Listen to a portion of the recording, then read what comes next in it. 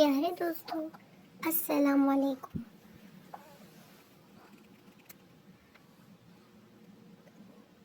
پیارے نبی صلی اللہ علیہ وآلہ وسلم نے فرمایا، بازار سے اپنی اولاد کے لیے جو چیز لاؤ تو پہلے لڑکی کو دو، پھر لڑکے کو۔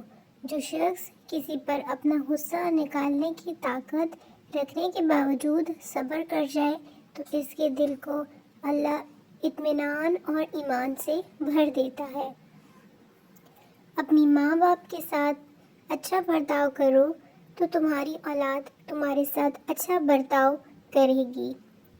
تم اپنے مال و دولت سے لوگ کو خوش نہیں کر سکتے، لہٰذا خندہ پیشانی اور اچھے اخلاق کے ذریعے انہیں خوش رکھا کرو۔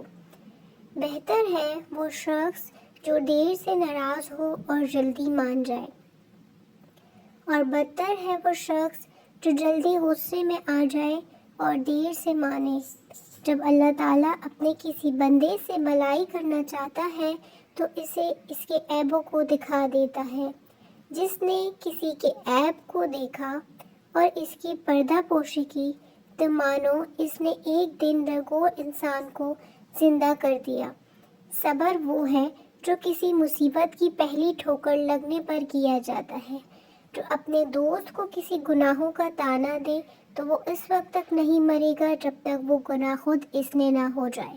ہر امت کے لیے اللہ نے کسی نہ کسی چیز کو آزمائش کے طور پر رکھا تھا۔ جزاک اللہ۔